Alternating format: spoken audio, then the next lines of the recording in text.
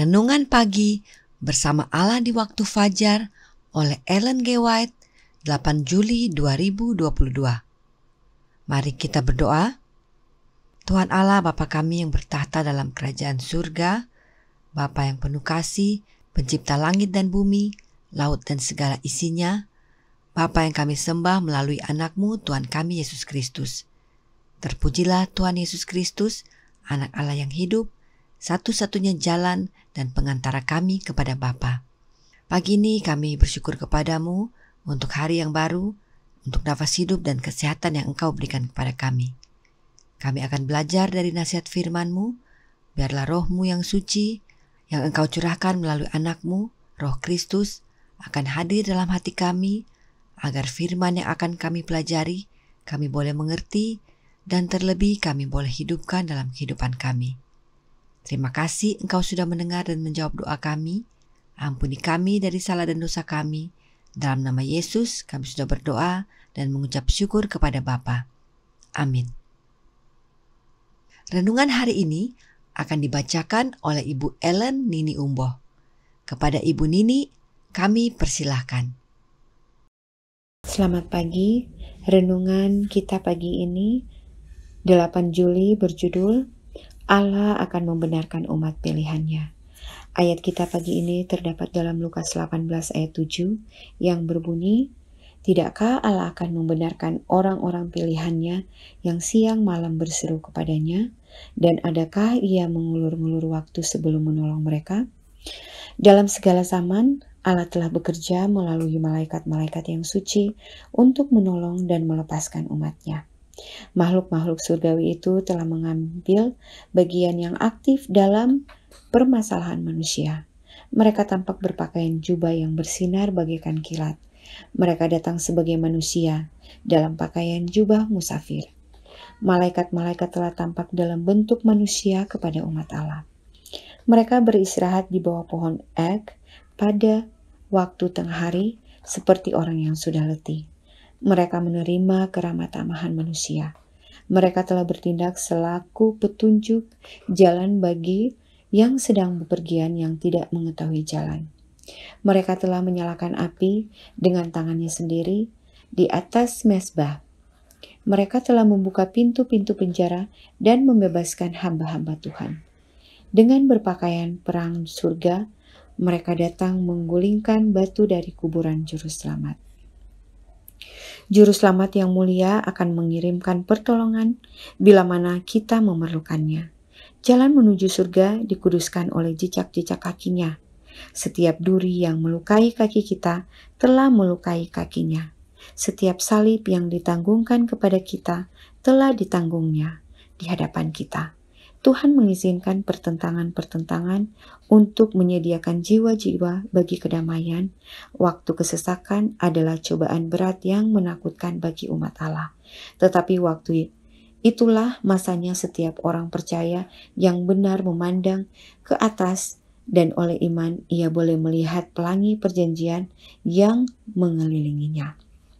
Pada tengah malamlah Allah menyatakan kuasanya untuk kelepasan umatnya. Di tengah-tengah langit yang sedang marah itu, ada suatu ruang terbuka dengan kemuliaan yang tak tergambarkan. Dari sana datang suara Allah bagaikan suara gemuruh air yang berkata, "Sudah terlaksana." Alfa dan Omega jilid 8 halaman 665 sampai 672. Terima kasih. Terima kasih atas penata layanan Ibu Nini. Tuhan Yesus memberkati. Selamat pagi, saudaraku dalam Tuhan. Pekabaran renungan pagi ini berhubungan dengan peristiwa akhir zaman, yaitu menjelang penutupan pintu kasihan ditutup, serta setelah ditutup.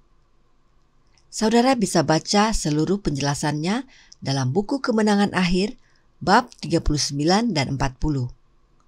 Namun secara ringkas, mari kita ikuti penjelasan roh nubuat berikut ini dan melihat pentingnya berdoa di masa kesusahan besar tersebut. Dalam buku Kemenangan Akhir, halaman 646 paragraf kedua, malaikat-malaikat sibuk hilir mudik di surga. seorang malaikat yang kembali dari bumi mengumumkan bahwa pekerjaannya telah selesai.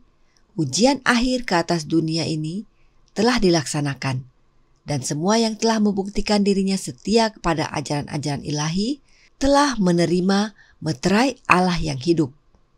Kemudian Yesus menghentikan pengantaraannya di dalam bait suci surgawi di atas. Ia mengangkat tangannya dan dengan suara nyaring ia berkata, "Sudah terlaksana." Inilah yang disebut dengan penutupan pintu kasihan. Sebab Yesus telah menghentikan pelayanannya sebagai satu-satunya pengantara kita kepada Bapa. Setiap kasus telah diputuskan bagi kehidupan atau kematian. Siapa yang selamat dan siapa yang tidak selamat telah diputuskan.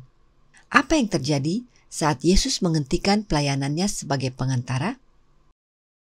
Di dalam buku Kemenangan Akhir halaman 647 paragraf pertama, pada waktu ia meninggalkan bait suci, kegelapan menutupi penduduk bumi. Pada masa yang mengerikan ini, orang-orang benar harus hidup di hadapan Allah tanpa pengantara. Pengekangan yang telah diberlakukan atas orang-orang jahat telah dilepaskan dan setan mengendalikan seluruh orang-orang yang pada akhirnya tidak selamat. Inilah yang Wahyu 22 ayat 11 nyatakan. Barang siapa yang berbuat jahat, biarlah ia terus berbuat jahat. Barang siapa yang cemar, biarlah ia terus cemar. Dan barang siapa yang benar, biarlah ia terus berbuat kebenaran. Dan barang siapa yang kudus, biarlah ia terus menguduskan dirinya. Satu hal yang perlu kita perhatikan adalah pada waktu pintu kasihan ditutup, terjadi kegelapan menutupi penduduk dunia ini. Jadi, meskipun kita tidak tahu kapan pintu kasihan itu ditutup, tetapi saat pintu kasihan ditutup, ada tandanya, yaitu terjadi kegelapan menutupi penduduk bumi ini. Nah, karenanya, pengekangan orang-orang yang jahat telah dilepaskan, dan terjadilah yang berikut ini. Masih dalam buku Kemenangan Akhir, halaman 647 paragraf pertama, akhirnya setan akan menjerumuskan penduduk bumi ke dalam suatu kesesakan besar terakhir. Pada waktu malaikat-malaikat Allah berhenti menahan tiupan angin kencang nafsu manusia, maka semua unsur-unsur persengketaan akan bebas. Seluruh dunia akan terlibat dalam kehancuran yang lebih besar daripada kehancuran yang datang kepada Yerusalem dulu kala. Inilah yang Daniel 12 ayat 1 katakan sebagai suatu kesesakan yang besar seperti yang belum pernah terjadi sejak ada bangsa-bangsa sampai pada waktu itu. Mereka yang menghormati hukum Allah telah dituduh mendatangkan penghukuman atas dunia ini, dan mereka akan dianggap sebagai penyebab goncangan-goncangan alam yang menakutkan dan perselisihan serta pertumpahan darah di antara umat manusia yang memenuhi dunia ini dengan kesengsaraan. Kuasa yang menyertai amaran terakhir telah menimbulkan amarah orang-orang jahat. Kemarahan mereka disulut terhadap mereka yang menerima pekabaran itu, dan setan akan membangkitkan roh kebencian dan penganiayaan yang lebih besar lagi. Dikutip dari Kemenangan Akhir, halaman 648, paragraf pertama. Nah, apa alasan yang orang jahat dan setan gunakan untuk menganiaya umat-umat Allah?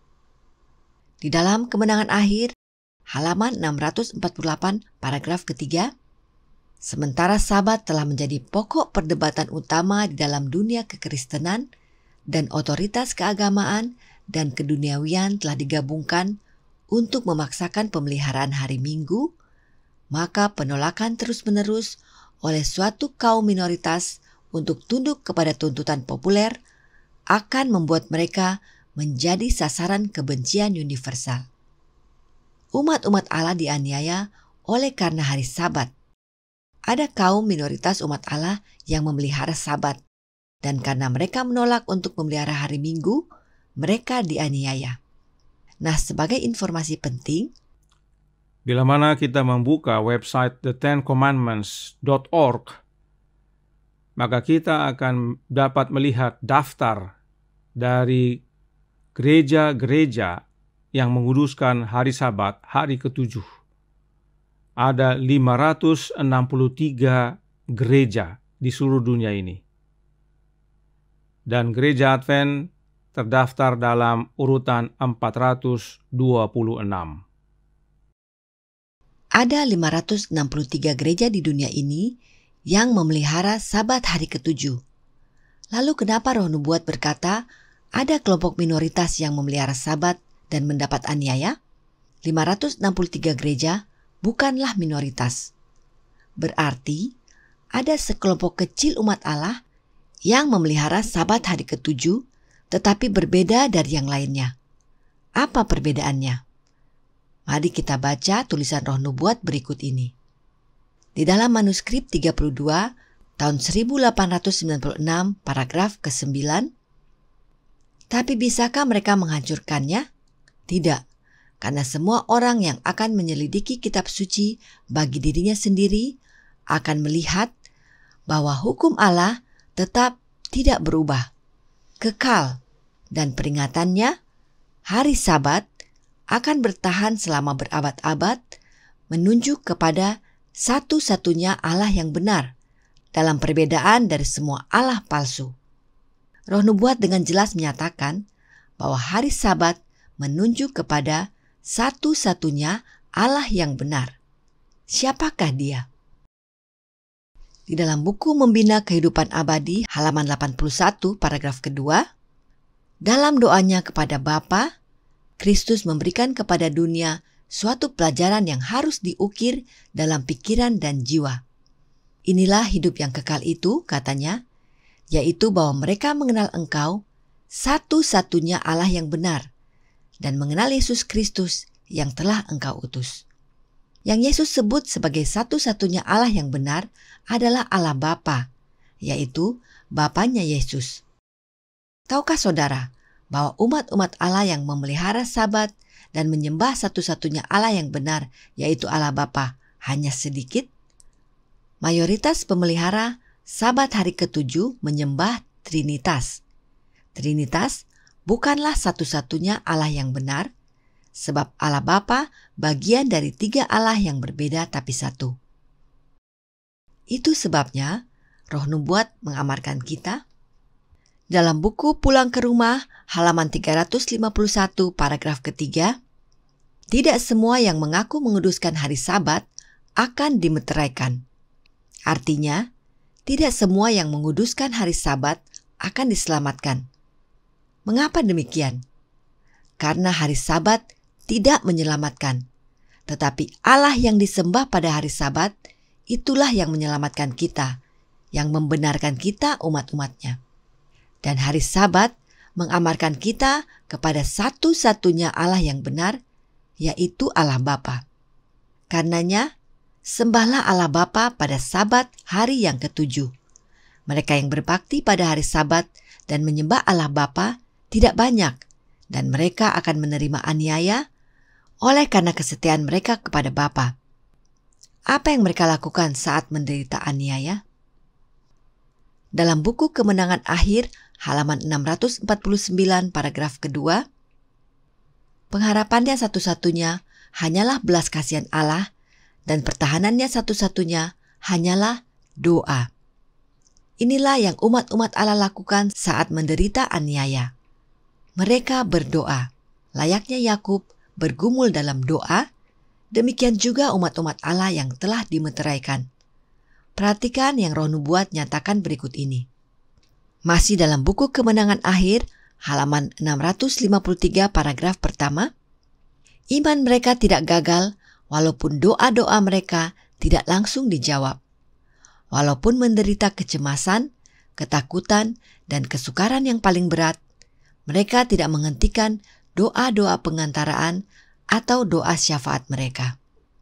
Ingat, iman bukan perasaan. Umat Allah yang setia tidak menggunakan perasaan mereka, tetapi iman mereka. Mereka percaya meski doa mereka tidak langsung dijawab. Meski menderita, takut, dan mengalami kesukaran yang paling berat, mereka tidak berhenti berdoa. Apa hasilnya? Kelepasan pada tengah malam yang Allah nyatakan lewat kuasa-Nya. Bahkan kemudian Allah berkata, sudah terlaksana. Kiranya ini menjadi kekuatan dan penghiburan bagi kita semua, sebab waktunya sudah semakin singkat.